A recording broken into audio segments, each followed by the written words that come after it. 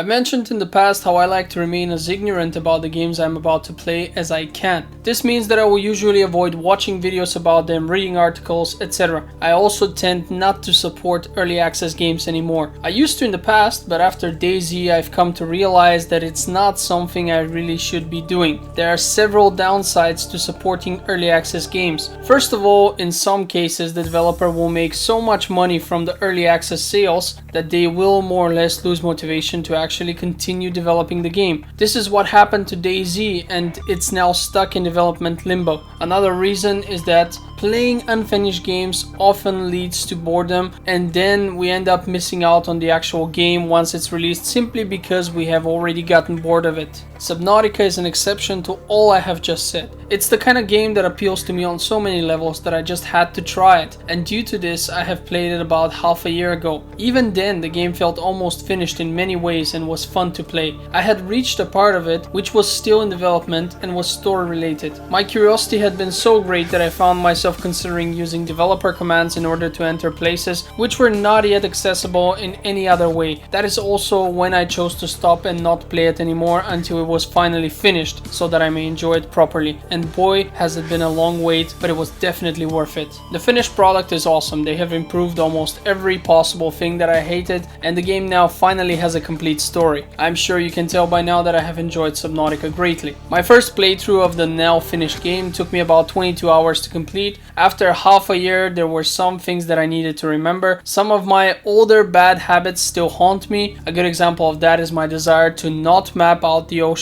with beacons, but instead just explore and try to remember using my sense of orientation and the compass. This is probably why it still takes me so long to beat the game, even though I have a pretty good idea of what to do. With such a large game, it's hard to decide where to start, so I will first address the story. One of the first things that will strike you is that the game is designed around exploration. All the answers are there, but it's up to you when and how fast you will acquire them. This is just as true when it comes to the story as with anything else. It's a layered experience. At first, we see our protagonist evacuating from somewhere, and after a relatively rough landing, you take control and have to repair your life pod and craft tools in order to explore your environment and figure out an effective survival strategy. Early on, you only get to hold your breath and can't really dive too deeply. As you produce better equipment, you gain access to deeper waters where you can acquire more advanced materials and blueprints. And while all of this is happening, you get hooked and the game presents even greater challenges. The story is nowhere to be found in the first quarter of the game, but soon enough you will find the first crashed life pod of another person and realize that he or she was not as lucky as you and most likely has not survived. These are the humble beginnings of a very interesting and multifaceted story, but as you continue exploring and following up on some other transmissions, you will find out that there is a lot more to it than first meets the eye. At first you only encounter a relatively peaceful flora and fauna. Later on you will start seeing more and more dangerous creatures and even plants, which will pose a much greater threat to you. And before you know it, you will also stumble upon the first alien structures, and the real story of the game will begin to deepen. There is a reason why the giant ship you see burning in the distance has actually crashed. There is a reason why leaving this planet might prove a bit more challenging than simply building a rocket and leaving, or asking for an evacuation. The beauty of this process is its natural flow. The game barely gives you any direct tasks to complete.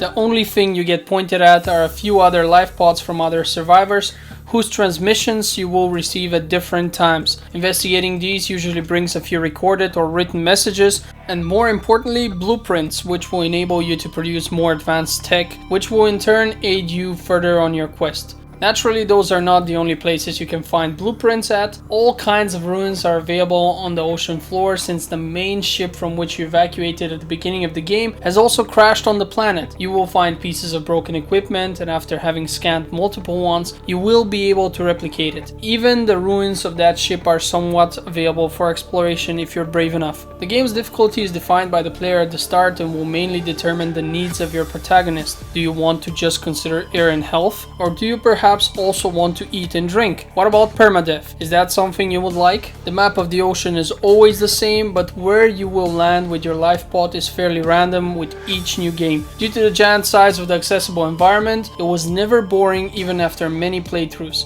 It does get more familiar, but never boring. The fact that there are so many creatures and resources brings in variety. The various biomes and tons of information you get from scanning pretty much everything you encounter is stunning. Just when you think you know the place, something new comes up. The main reason why this works so well is because there were people designing it. None of that procedurally generated nonsense. The whole map was designed by people and is thus functional and beautiful at the same time, something no algorithm could achieve on its own. As you swim around or dive using one of your submersibles, you will notice the great music in this game. It's so good in fact that I often find myself listening to the official soundtrack when doing some work on my desk. But let's talk about the gameplay a bit more. You have to do several things here. The main objective is to explore and collect. Then you use the resources to craft better tools and explore further. Another essential activity is building bases. This is done so well and can be so much fun that you will often spend a lot of time doing it, more than you actually have to. You see, once you have established a home, the game does not rush you. You can take as long as you want to advance the story. On one of my playthroughs, I made such a nice and large base that I began to wonder if escape was really a desirable outcome. I had made a home for myself there, and it was a great one to boot. Subnautica also has another great advantage on its side. It's very relaxing to play. While it does in essence involve a lot of repetitive tasks, and some would even say that the whole game is one big grind, it does it so well that for the most part it's not boring at all. Not only that, but Unknown Worlds Entertainment have actually managed to make those seemingly repetitive tasks fun to play. With that said, the game is not without its flaws. Oftentimes as you go deeper, you will leave as many things in your base as possible in order to have the most space available for materials that you will gather from the deep. This involves items such as alien keycards. Those can be found later on in the game and are needed in order to access alien facilities. There is nothing more frustrating than being half an hour away from your base and finding an entrance to some alien facility only to realize that you have no beacon to mark it and no keycard to unlock and explore it. This could have been made so much better if they had created a special slot for keycards so that you can have them along and they don't take that all necessary space.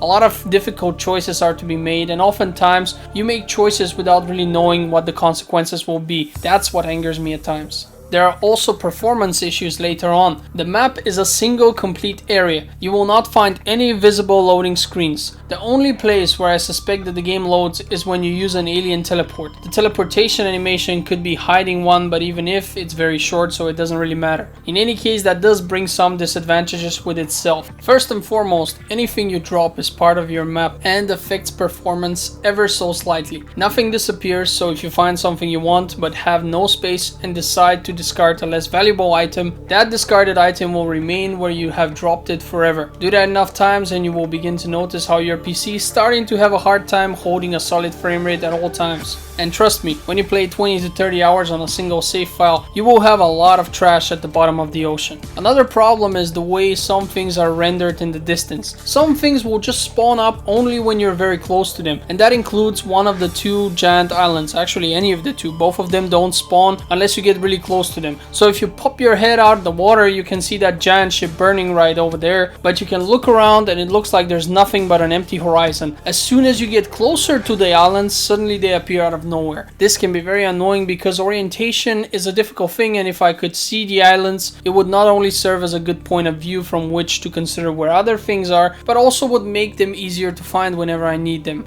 There are also some clipping issues at times. Some fishes will somehow get inside your base and swim around, although there's no water in there. You can simply catch those and evict them or just let them do their thing, and they don't really disturb, but it is funny. One of my vehicles was behaving like it was damaged, but no matter how much I repaired it, the damage was still there. A restart of the game fixed that. In another case, I entered water and for some reason the game behaved like there was no water at all, so all I could do was walk around the bottom of the ocean without being able to swim, which sucked, so I had to reload, and that fixed it as well. The Leviathan class predators are the most dangerous enemies in the game, and they will often clip through environment. That's not that big a deal, but I have had a case where one suddenly appeared from the ground and ate me. Imagine if I had been playing on hardcore, this would have meant the end of the game for me. I also find it kind of hard to believe that no one else survived. You get various distress signals from other pods and you never make it in time. That would not be that big of a problem, but you don't even find human remains. Nothing. It's as if you were contacted by ghosts. Not even bones are left. Besides these minor gripes, the game is excellent in every way. The story is told quite well and actually makes sense. You would not think that this would be the case with such a game. The graphics are gorgeous and the game has great replayability value. The first time you play it, you will be overwhelmed with emotions as you go from relaxed to stressed and even scared in some cases. The ending is very satisfying and left me wanting more. Lastly, I want to address everyone who was hyped about No Man's Sky back in the day and was left disappointed. I have not played that game. When it came out, everyone started talking about how it was bad. Then I read that it has procedurally generated worlds and it was clear that I would hate it. So I never bought it. Due to this, I cannot actually make a proper comparison between both games, but I think that everyone who was left disappointed by No Man's Sky will love this game. Subnautica is an excellent game and one can tell that a lot of love and work was poured into it. The game is currently reduced by 10% on Steam, but even when not reduced, it only costs €23, which is nothing for what you are getting here. It offers more content than many full price games. It can even be played with VR, and I cannot stress enough how envious I am of people out there who own a VR headset. It must be an awesome experience to play Subnautica in VR. There's a lot I have not touched upon, but that is simply because I don't want to spoil the game for anyone who has not played it yet. My recommendation couldn't be clearer on this one. It's an awesome game, get it.